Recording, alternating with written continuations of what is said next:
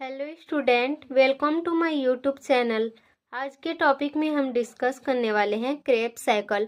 सबसे पहले तो देखिए इसके डिस्कवर्ड को देखेंगे कि इसको मतलब डिस्कवर कौन किया है, मतलब इसका खोज कौन किया है।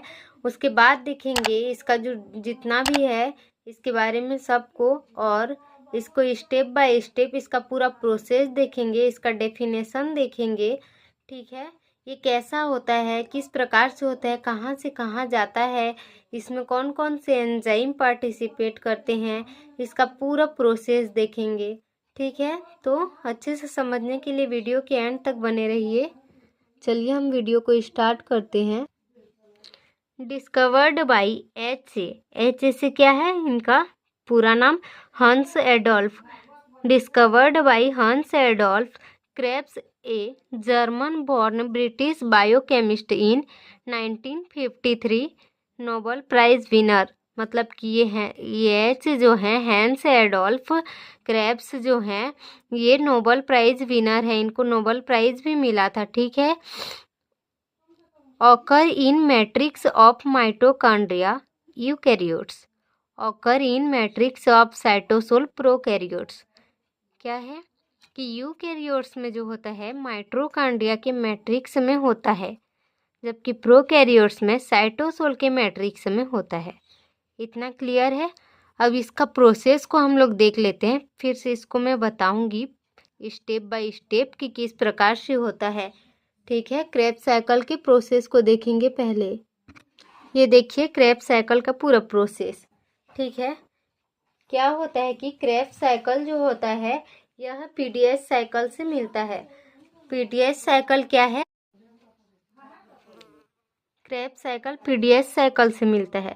पीडीएस साइकिल क्या है आप पिछले वाले वीडियो में देख लीजिएगा, डिस्क्रिप्शन से लिंक प्राप्त करके। ठीक है, इसमें क्रेब्स साइकिल पीडीएस साइकिल से मिलता है, जिसमें कि एसिटाइल कोएंजाइम जो होता है वो क्रेब्स साइकिल में एंटर करेगा। ये एसिटाइल कोएंजाइम क्रेब्स साइकिल में एंटर करेगा और ऑक्सिलो एसीटेट के साथ पेयर अप कर लेगा। ठीक है, पेयर अप करता है और क्या होता है, सिट्रेट सिंथेटेस एंजाइम की उपस्थिति में सिट्रेट में कन्वर्ट हो जाता है। क्लियर है? क्या करता है, सिट्रेट सिंथेटेस एंजाइम की प्रेजेंट में सिट्रेट में कन्वर्ट होगा। यह फर्स्ट स्टेप होता है। ठीक है, अब क्या होता है, अब सिट्रेट एकोनिटेज एंजाइम, मतलब कि सिट्रेट एकोनिटेज एंजाइम की प्रेजेंट में सीस एकोनिटेज में कन्वर्ट होता है, जिसे 2A स्टेज कहते हैं। फर्स्ट स्टेज से सेकेंड स्टेज मतलब 2 पार्ट में डिवाइड होता है, 2A एंड 2B। ठीक, तो सिट्रेट एकोनिटेज एंजाइम की प्रेजेंट में सीस एकोनिटेट में प्रेजेंट होता है।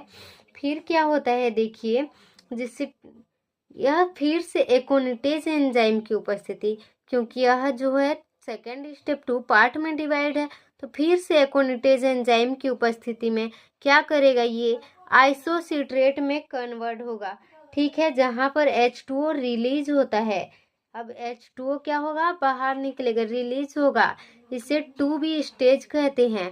ठीक, फिर आइसोसिट्रेट क्या होगा, आइसोसिट्रेट डिहाइड्रोजिनेज एंजाइम की उपस्थिति में अल्फा कीटोग्लूटारेट में चेंज होगा या कन्वर्ट होगा। ठीक है, अल्फा कीटोग्लूटारेट में कन्वर्ट होता है, जहाँ पर जो होता है CO का एक मॉलिक्यूल 1 मॉलिक्यूल ऑफ CO2 ये रिलीज होता है। अब क्या हो जाता है, उसके साथ साथ NADH प्लस H जो होता है ये भी रिलीज हो जाता है। आइसोसिट्रेट जो होता है, आइसोसिट्रेट डिहाइड्रोजिनेज एंजाइम की प्रेजेंट में अल्फा कीटोग्लूटारेट में कन्वर्ट होता है, जिससे 1 मॉलिक्यूल CO2 का रिलीज होता है and NADH plus H release होता है।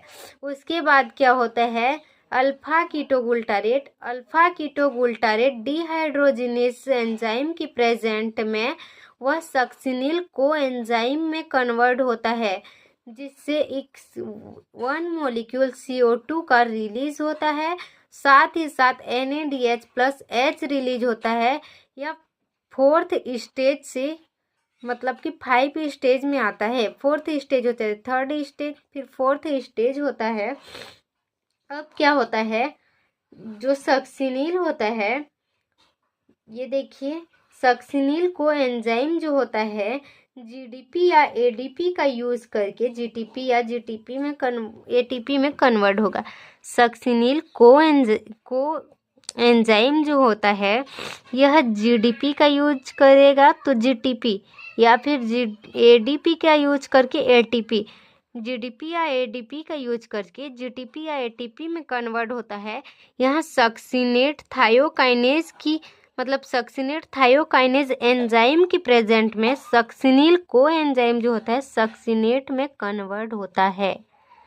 ठीक है, क्या हुआ यहाँ, सक्सिनिल को एंजाइम सक्सिनेट थायोकाइनेज एंजाइम की प्रेजेंट में सक्सिनेट में कन्वर्ट होगा।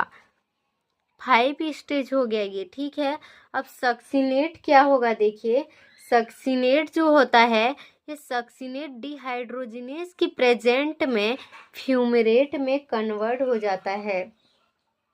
फ्यूमेरेट में कन्वर्ट हो जाता है, जिसमें कि 1H2O का यूज करके ये FADH2 को रिलीज करता है। यहाँ पे ये सक्सिनेट डिहाइड्रोजिनेज एंजाइम की उपस्थिति में फ्यूमेरेट में चेंज होगा, जहाँ पे 1H2O का यूज करके FADH2 को रिलीज करता है और फ्यूमेरेट में कन्वर्ट होता है। ठीक है, 6th स्टेज हुआ, फ्यूमेरेट क्या करता है, फ्यूमेरेज एंजाइम की प्रेजेंट में मैलेट में कन्वर्ट होगा, मैलेज में कन्वर्ट होगा, जिसे 7th स्टेज कहते हैं। ठीक है, मैलेट से क्या होगा, ये मैलेट जो होता है मैलेट डिहाइड्रोजिनेज एंजाइम की प्रेजेंट में जो ऑक्सिलो एसीटेट होता है उसमें कन्वर्ट होता है। ये मैलेट जो होता है मैलेट डिहाइड्रोजिनेज एंजाइम की प्रेजेंट में ऑक्सिलो एसीटेट में कन्वर्ट हो जाता है। यहाँ भी NADH+H रिलीज होता है।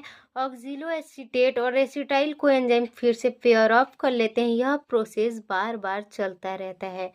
ठीक है, यही है जो क्रेब्स साइकिल का पूरा प्रोसेस है।